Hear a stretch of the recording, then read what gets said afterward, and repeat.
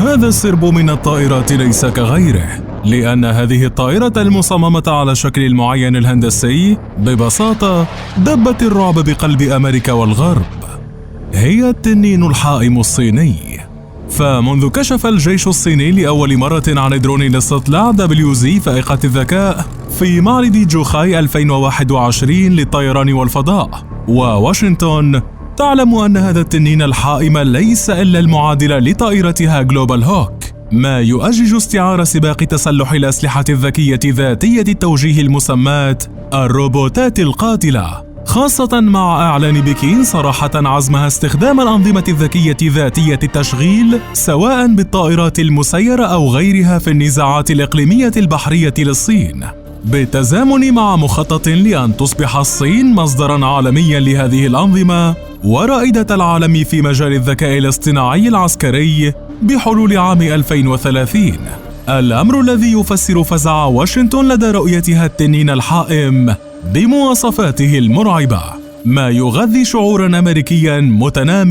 بأن الولايات المتحدة بطريقها لخسارة تفوقها العسكري والتكنولوجي في السنوات المقبلة إذا سبقتها الصين في استخدام أنظمة التسلح التي تعمل بالذكاء الاصطناعي، وهو ما دعمته تقارير تحدثت عن عزم الصين استخدام سرب مسيرات التنين الحائم لقصف القوات البحرية الأمريكية، في وقت تشير تقارير إلى إمكانية تطوير التنين الحائم الصيني ضمن استراتيجية الأسلحة النووية الغريبة، ما سيحول التنين الحائم إلى طائرة مسيرة تعمل بالطاقة النووية وقادرة على القصف بأسلحة نووية، ما يشي باقتراب الصين من قلب موازين القوى بطريقة ديناميكية، لكن إلى حد اللحظة وقبل القلق النووي المدمر. ما هي مواصفات كل من التنين الحائم الصيني وجلوبال هوك الأمريكي؟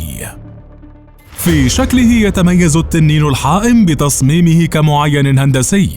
أما في مضمونه فهو طائرة مسيرة فائقة الذكاء باتت بكين تنتج منها على دفعات لتزويد الجيش الصيني بنماذج منها تباعاً، والغاية من هذه الطائرة المسيرة بحسب بكين تنفيذ مهام الاستطلاع على ارتفاع كبير، حيث تبلغ سرعة التنين الحائم 750 كيلومتراً بالساعة ومدى عمله 7000 كيلومتر. وتشير تقارير عسكرية إلى أن التنين الحائم يمكن أن يحلق على ارتفاع 18500 متر، ويبلغ وزنه عند الإقلاع في هذه الحالة 7500 كيلوغرام، بينما لا تقل وزن حمولته المفيدة عن 650 كيلوغراما.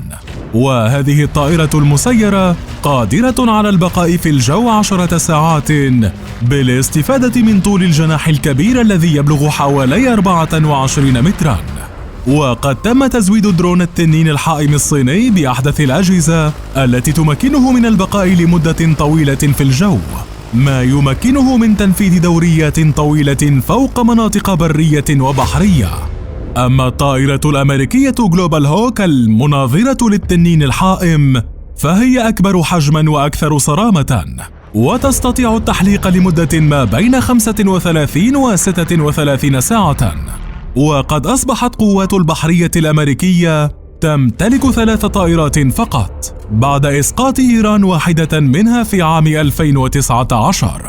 ويبلغ سعر طائرة RQ-4 جلوبال هوك حوالي 200 مليون دولار، ويتم تصنيعها من شركة نورثروب جرومان للقوات الجوية منذ التسعينات، حيث حلت محل طائرة التجسس U-2 العتيقة التي كانت تعمل إبان الحرب الباردة. وتستطيع 2 من طائرة جلوبال هوك مراقبة كامل الخليج على مدار الساعة وإرسال صور فورية للسفن والمحطات البرية،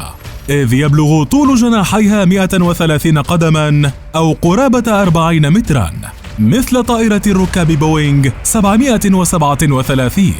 وهي ثقيلة وبطيئة ويمكن التقاطها بالرادار.